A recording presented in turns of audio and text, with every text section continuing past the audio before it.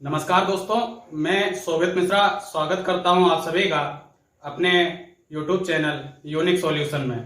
आज चलिए भारतीय इतिहास के अंतर्गत आधुनिक भारत इतिहास में हम लोगों ने पहले वीडियो में यूरोपियों के आगमन को देखा था और जिसमें पुर्तगाली, डच और डेनिशों के बारे में पढ़ा था।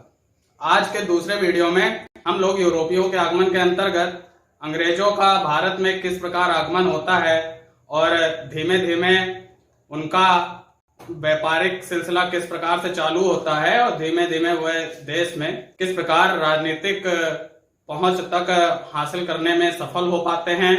तो इसको प्रारंभ करते हैं। वीडियो में आगे बढ़ने से पहले आप हमारे चैनल को सब्सक्राइब कर लें, जिससे भविष्य में किसी प्रकार के वीडियो अपलोड किए जाएं तो उसकी नोटिफिकेशन आपको प्राप्त हो सके। साथ में अगर आपको वीडियो पसंद आता है तो लाइक और शेयर कर लें। तो चलिए प्रारंभ करते हैं। सबसे पहले आप लिखा देख रहे होंगे 31 दिसंबर सन 1600 में ब्रिटेन की महारानी एलिजाबेथ प्रथम द्वारा पूर्व के देशों में व्यापार करने की अनुमति प्रदान की गई और इसी के अंतर्गत आपने सुना और जानते भी हैं कि ब्रिटिश ईस्ट इंडिया कंपनी की स्थापना हुई। ब्रिटिश ईस्ट इंडिया कंपनी का अगर पूर्ण रूप देखा जाए तो governor and company of merchants of London trading into the east Indies. यह जो ब्रिटिश ईस्ट इंडिया कंपनी थी इसमें 26 सदस्य थे और यह 26 सदस्य जो थे इनको कोर्ट ऑफ डायरेक्टर बोला जाता था, जिसमें एक निदेशक तथा एक उपनिदेशक के साथ साथ 24 अन्य सदस्य होते थे। शुरुआत में जब 31 दिसंबर 1600 में महारानी एलिजाबेथ प्रथम के द्वारा पूर्वी देशों में व्यापार करने के उद्देश्य से जब यह कंपनी की स्थापना की गई, तब इसको 15 वर्षों का व्यापार करने का फरमान ब्रिटिश की शासिका या रानी के द्वारा प्राप्त हुआ, लेकिन बाद में यह अनिश्चित काल के लिए बढ़ा दिया गया। इसके बाद में 1603 में ब्रिटिश के शासक जो हैं वो जेम्स प्रथम बनते हैं। एलिजाबेथ प्रथम के बाद में जेम्स प्रथम बनते हैं और उन्होंने भारत में व्यापार करने के लिए जो ईस्ट इंडिया कंपनी बनाई गई थी उसके दूत के रूप में, जैसे वर्तमान समय में जो व्यवस्था है कि अलग अलग देशों में जो अपने देश होते हैं या दूसरे देशों में जाकर के अपने देश का मुख्यालय स्थापित करते हैं, वहां पे राजदूत रखे जाते हैं। उसी प्रकार से उस समय भी जो कंपनियां थी अपने आप आने से पहले दूतों को भेजती थी, जिससे वहां के शासकों के द्वारा वो अलग अलग स्थानों पर व्यापार करने की अनुमति प्राप्त कर सके, फैक्ट्रियां स्थापित करने की अनुमति प्राप्त कर सके। उसी के अंतर्गत सन 1608 में कैप्टन हॉकिंस हेक्टर नामक जहाज से सूरत बंदरगाह पर आया। तो इसमें जो चीजें लिखी हुई हैं आप इनको विधिवत याद रखें कि जो कैप्टन हॉकिंस आया था 1608 में आया था और जिस जहाजी बेड़े से आया था उस जहाजी बेड़े का नाम हेक्टर था, इसको भी आप याद रख लें। और सूरत बंदरगाह पर आया।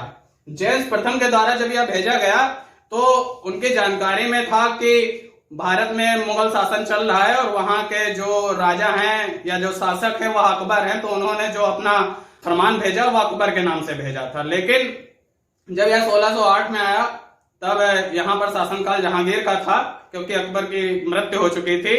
और यह जो कैप्टन हॉकिंस था इसने शुरुआत में जो मुगल शासक थे जहांगीर, उनसे सूरत में फैक्ट्री लगाने की अनुमति तो प्राप्त कर ली, लेकिन बाद में यह निरस्त कर दिया गया क्योंकि उनके दरबार में जो पुर्तगाली प्रतिद्वंदी थे उनका भी बोलबाला था, जिसके कारण 1611 में यह कैप्टन हॉकिंस वापस चला जाता है। उसके बाद सन 1615 में जेम्स प्रथम ने कंपनी की ओर से सर थॉमस रो को मुगल दरबार में भेजा। अच्छा, यह जो कैप्टन हॉकिंस है इससे संबंधित एक दो तथ्यों को और समझ ले। कैप्टन हॉकिंस फारसी और तुर्की भाषा का बहुत अच्छा विद्वान था। उसने जहांगीर से इन भाषाओं में बात की, वह काफी प्रभावित हुआ, जहांगीर काफी प्रभावित हुआ। फलस्वरूप जहांगीर ने कैप्टन हॉकिंस को 400 का मनसब एक व्यवस्था थी जो अपने कर्मचारियों को उनके रैंक के हिसाब से उनको दिया जाता था। तो जो 400 का मनसब कैप्टन हॉकिंस को प्रदान किया गया, साथ में इंग्लिश खान की उपाधि भी जहांगीर के द्वारा कैप्टन हॉकिंस को दी गई। सन 1615 में जेम्स प्रथम ने आगे सर टॉमस रो को मुगल दरबार में भेजा। तो जब सर टॉमस रो मुगल दरबार में पहुंचे तो उनका मुख्य उद्देश्य यह था कि वो व्यापारिक समझौते या व्यापारिक संधियां जहांगीर से कर पाए, लेकिन वह इनमें तो सफल नहीं हुआ। लेकिन इसके बावजूद भी जहां मुगल शासन था उसने टॉमस रो को, या कह सकते हैं ब्रिटिश ईस्ट इंडिया कंपनी को, अपना भारत में व्यापारिक कोठी स्थापित करने की इजाजत दे दी। जब व्यापारिक कोठी खोलने की इजाजत मिल गई और या काफी समय तक मुगल दरबार में रुका भी, 1619 में या ब्रिटेन को वापस गया। तो जब व्यापारिक कोठी खोलने का सर टॉमस रो को इजाजत मिल गई, इसी के चलते सन 1623 तक सूरत, भड़ोच, अहमदाबाद, मछलीपट्टनम, आगरा और अजमेर, सूरत, भड़ोच, अहमदाबाद, मछलीपट्टनम, आगरा और अजमेर में अंग्रेजों ने व्यापारिक कोठियां 1623 तक स्थापित कर ली। सन 1608 में सूरत में पहली फैक्ट्री स्थापित होती है और सन 1611 में मछलीपट्टनम में, लेकिन जो 1608 की सूरत की फैक्ट्री थी वह 1613 में जाकर के ऑपरेशनल हो पाई। तो जब सूरत, भड़ोच, अहमदाबाद, मछलीपट्टनम, आगरा और अजमेर इनमें कोठियां स्थापित होने लगी, तो इसी के चलते सन 1623 के बाद में अंग्रेजों की जो इच्छाएं थी, महत्वाकांक्षाएं थी, वह बढ़ने लगी और सन 1640 में मद्रास नगर की स्थापना की गई। और इसके साथ में आप लिखा देख रहे होंगे कि फोर्ट सेंट जॉर्ज दुर्ग का निर्माण। तीन आपने भारतीय इतिहास में या तो पढ़ ही रखा है कि जो तीन जो क्षेत्र हैं, एक तो बंगाल, एक बंबई और एक मद्रास, यह तीन जो क्षेत्र थे यह मुख्य रूप से बंदरगाहों के लिए उपयुक्त क्षेत्र थे और वर्तमान में भी हैं। समुद्र के किनारे बसे हैं, काफी आयात निर्यात इन क्षेत्रों से होता है। तो मात्र भारत में आगमन और अपने व्यापार को प्रारंभ करने के बाद में मात्र 80 वर्षों के अंतर्गत इन लोगों ने इन तीन बंदरगाहों पर अपना कब्जा कर लिया। इसके साथ में जब अंग्रेज वहां के जो ब्रिटिश शासक थे उनके द्वारा कंपनी को यह इजाजत भी दी गई कि वे भारत में अपने दुर्ग, अपने फोर्ट, अपने किले स्थापित कर सकते हैं। यह किले स्थापित करने का मुख्य उद्देश्य यह था कि जो कंपनी के उच्च पदाधिकारी होते थे इन किलों के अंतर्गत अपना शासन काल चलाते थे, अपनी कंपनी की गतिविधियां चालू करते थे और आप यह भी कह सकते हैं कि एक तरीके से रक्षा के उद्देश्य के हेतु भी इन किलों की स्थापना को प्रमुख नजरिए से देखा जाता है। तो इसी के चलते जब 1640 में मद्रास नगर की स्थापना हो गई तो मद्रास नगर में फोर्ट सेंट जॉर्ज दुर्ग का निर्माण किया गया। और जिस तरीके से मद्रास में फोर्ट सेंट जॉर्ज दुर्ग का निर्माण हुआ, वैसे ही कलकत्ता में फोर्ट सेंट विलियम दुर्ग का निर्माण हुआ। उसी तरीके से एक पुडुचेरी जगह है, वहां पर फोर्ट सेंट लुई दुर्ग का निर्माण हुआ। तो आप इन तीन किलों का जरूर नाम याद रखें। यहां से मुख्य गतिविधियां अंग्रेज अपनी चलाते थे। तो आगे चलिए देखते हैं। सन 1640 के बाद में अंग्रेजों ने लगभग बंगाल के क्षेत्र पर भी प्रारंभ अपना अधिकार जमाना चालू किया। सन 1651 में हुगली जो क्षेत्र है गंगा के मुहाने पर स्थित, वहां पर उन्होंने अपनी व्यापारिक कोठी स्थापित कर ली। इसी के चलते सन 1667 में मुगल शासक उस समय औरंगजेब हो गए थे। उन्होंने, क्योंकि मुगल शासन को अंग्रेजों से काफी कर प्राप्त हो रहा था, तो इसी के चलते जब उनको फायदा हो रहा था तो औरंगजेब ने बंगाल के क्षेत्र में अपना व्यापार करने के लिए अंग्रेजों को सहूलियतें प्रदान की, या कह सकते हैं शाही फरमान प्रदान कर दिया। सन 1662 में ब्रिटिश शासक राजकुमार चार्ल्स द्वितीय का विवाह पुर्तगाल की राजकुमारी कैथरीन से हुआ। तो विवाह यूरोप में हुआ लेकिन उसका प्रभाव इंडिया में हो गया, क्योंकि दहेज के रूप में जो पुर्तगालियों ने बंबई बंदरगाह था वह अंग्रेजों को सौंप दिया। अब बंबई बंदरगाह अंग्रेजों को या उनके राजकुमार चार्ल्स द्वितीय को मिल गया, लेकिन चार्ल्स द्वितीय ने सन 1668 में 10 पौंड वार्षिक किराए पर कंपनी को दे दिया कि आप यह बंदरगाह हमसे ले ले, मात्र 10 पौंड वार्षिक किराया हमको दे दे। और चार्ल्स द्वितीय इस बंदरगाह क्या करेंगे, इसके एवज में जो 10 पौंड एक वार्षिक किराया है, मात्र इतने किराए से ईस्ट इंडिया कंपनी भारत में आयात निर्यात को अपना बढ़ावा दे। आप एक बार देखेंगे कि जब सन 1623 में सूरत, भड़ोच, अहमदाबाद, मछलीपट्टनम, आगरा और अजमेर में कोठियां स्थापित हुई, उसके बाद में जो अंग्रेजों ने अपने पूरे ईस्ट इंडिया कंपनी का मुख्यालय स्थापित किया वह सूरत में स्थापित किया। लेकिन जब 1662 में चार्ल्स द्वितीय के द्वारा कंपनी को जो यह बंबई बंदरगाह था यह दे दिया गया, तो यह जो बंबई बंदरगाह उनको मिल गया। इन्होंने एक बंबई नगर की स्थापना की और जिसका श्रेय गेरोल्ड आंगियर को दिया जाता है। तो दो चीजें याद रखिएगा, पहला मुख्यालय सूरत में था, उसके बाद में चार्ल्स द्वितीय के विवाह के बाद में गेरोल्ड आंगियर ने बंबई बंदरगाह के आसपास के क्षेत्र को बंबई नगर के रूप में विकसित कर दिया और बंबई क्षेत्र को कंपनी का मुख्यालय घोषित कर दिया गया। इसके बाद में सन 1687 में, यह लिखा हुआ भी है, आप इसको याद रख लीजिएगा, सन 1687 में ईस्ट इंडिया कंपनी का मुख्यालय सूरत से मुंबई ले आया गया। इसके बाद में सन 1688 में औरंगजेब ने अंग्रेजों से पटना, कासिमपुर, मछलीपट्टनम, विशाखापट्टनम तथा सूरत छीन लिया। यहां पर है क्या, आप इसको समझें कि सूरत में उस समय कंपनी का जो वहां का गवर्नर था सर जॉन चाइल्ड था।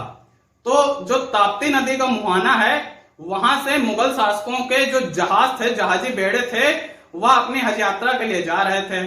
तो उस हज यात्रा को जाते समय जो सर जॉन चाइल्ड है उसने उन जो जहाजी बेड़ों था उन पर हमला कर दिया और उन जहाजी बेड़ों को लूट लिया। इससे मुगल शासक औरंगजेब काफी गुस्सा हो गए और उन्होंने सर जॉन चाइल्ड जब सूरत में उस समय जो गवर्नर थे उनकी इस नीति से जब वे गुस्सा हुए, इसी के लिए औरंगजेब ने पटना, कासिमपुर, मछलीपट्टनम, विशाखापट्टनम और सूरत छीन लिए।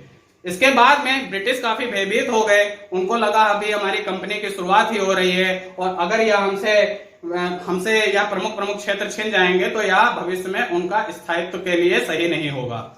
इसलिए उन्होंने अपना जुर्माना भरते हुए औरंगजेब से इसकी माफी मांग ली और औरंगजेब ने उनको माफ कर दिया, लेकिन भविष्य में ऐसा कार्य न करने का आश्वासन ले लिया। तो चलिए यह भी देख लेते हैं कि बंगाल में कंपनी की जड़ें किस प्रकार धीमे धीमे मजबूत हुई। सन 1690 में बंगाल के जो शासक थे इब्राहिम खां, उन्होंने कंपनी को बंगाल में व्यापार करने के लिए आमंत्रण दिया और उसी समय एक सूतानती जो जगह है वहां पर अंग्रेजों ने अपनी व्यापारिक फैक्ट्री या व्यापारिक कोठी स्थापित की। इसी के चलते सन 1693 में वहां पे एक जमींदार थे शोभा सिंह, उन्होंने विद्रोह कर दिया और इसी के चलते जो अंग्रेज थे उन्होंने सोचा कि उनको किलेबंदी करने का अच्छा अवसर प्राप्त हुआ है और उन्होंने सूतानती की किलेबंदी कर दी और इसी के चलते जो एक और सूबेदार हुए अजीम हुसैन, उन्होंने सूतानती और कालीकाता और गोविंदपुर को, इन तीन को अंग्रेजों के हवाले किया और इसके फलस्वरूप जमींदारों को 1200 रुपए प्राप्त हुए।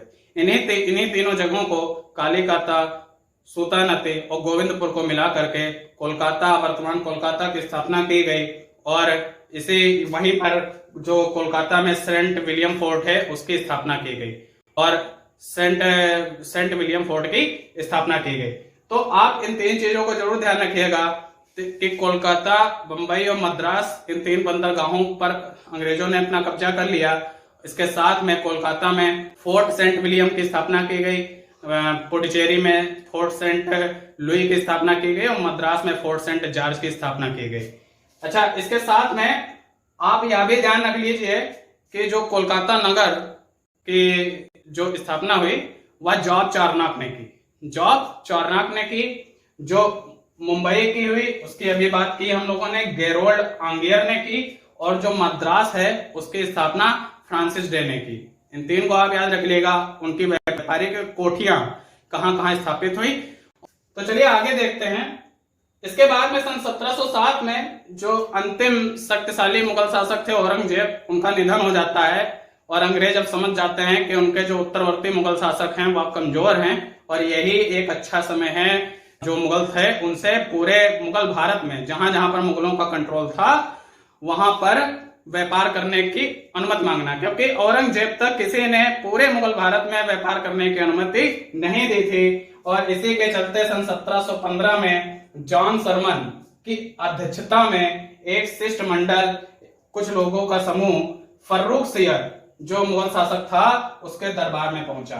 अच्छा, उस समय फर्रुख सियर एक भयंकर बीमारी से ग्रसित था और यह जो शिष्टमंडल फर्रुख सियर के दरबार में गया था, उसी शिष्टमंडल में एक सदस्य थे जिनका नाम था विलियम हैमिल्टन। वह शल्य चिकित्सक थे, सर्जरी के डॉक्टर थे और उन्होंने फर्रुख सियर को उस बीमारी से मुक्त किया, जिससे फर्रुख सियर काफी खुश हुए और इसी खुशी के चलते उन्होंने 1717 में ईस्ट इंडिया कंपनी को, अंग्रेजों को महाअधिकार पत्र, जिसे इंग्लिश में मैग्ना कार्टा कहते हैं, कंपनी को थमा दिया। कहने का मतलब यह है, मैग्ना कार्टा क्या होता है, एक अधिकार पत्र कंपनी को दे दिया गया कि जो अब तक उनको सहूलियतें प्राप्त हो रही थी, अब उससे बहुत ज्यादा, यहां तक कि अब पूरे मुगल भारत में वो उनको रियायतें प्राप्त होंगी।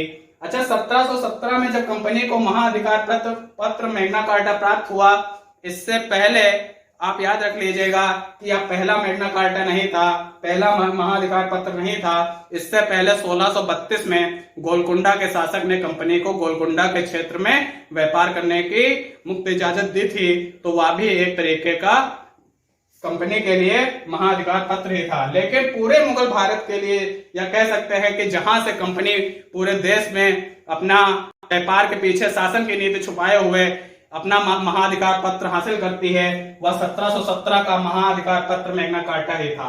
हुआ क्या, इसमें मुगल शासक ने 10,000 रुपए सालाना के एवज में सूरत में मुक्त व्यापार, मतलब कि 10,000 रुपए मुगल शासक को दे दिया जाए और जो सूरत वाला क्षेत्र है उस पूरे क्षेत्र में बिना किसी कर के, आयात कर, निर्यात कर, किसी प्रकार के बिना किसी कर के सूरत के क्षेत्र में साल भर मुक्त व्यापार मात्र 10,000 रुपए सालाना के एवज में। इसी तरीके से 30,000 रुपए सालाना के एवज में बंगाल में मुक्त व्यापार। बंगाल उस समय जो क्रिया विधियां थी, उस समय जो मुगल भारत और उसके बाद आधुनिक भारत में भी देखा जाए तो जो व्यापारिक क्रिया विधियों का था एक प्रमुख केंद्र था, तो बंगाल में 30,000 रुपए सालाना के एवज में मुक्त व्यापार की छूट दे दी गई। और मुंबई में इससे पहले 1661 में ब्रिटेन के शासक थे, उनके द्वारा कंपनी को यह अधिकार प्राप्त हो चुका था कि वे अपनी कंपनी के सिक्के ढाल सकते हैं। लेकिन इस 1717 के महाअधिकार पत्र मैग्ना कार्टा के द्वारा बंबई में ढाले गए सिक्के संपूर्ण मुगल भारत में मान्य हो गए। मतलब कि जो सिक्के कंपनी डाल रही थी उसे मुगल भारत या पूरे मुगल भारत में वह सिक्के स्वीकार किए जाएंगे। तो इस प्रकार से तीन मुख्य छूटें थी 1717 के मैग्ना कार्टा के द्वारा। इससे जो कंपनी थी उसे काफी अधिक लाभ पहुंचा और धीमे धीमे यह लाभ राजनीतिक पहुंच तक बढ़ने लगते हैं, जिनकी चर्चा हम लोग आगे आने वाले वीडियो में करेंगे। और उम्मीद है आपको यह वीडियो पसंद आया होगा। वीडियो को लाइक भी करें और शेयर भी कर दें, जिससे आगे जब हम लोग फ्रांसीसी और अन्य जीएस के मुद्दों को पढ़ेंगे तो वहां पर आपको इसकी नोटिफिकेशन प्राप्त हो सकेगी। धन्यवाद।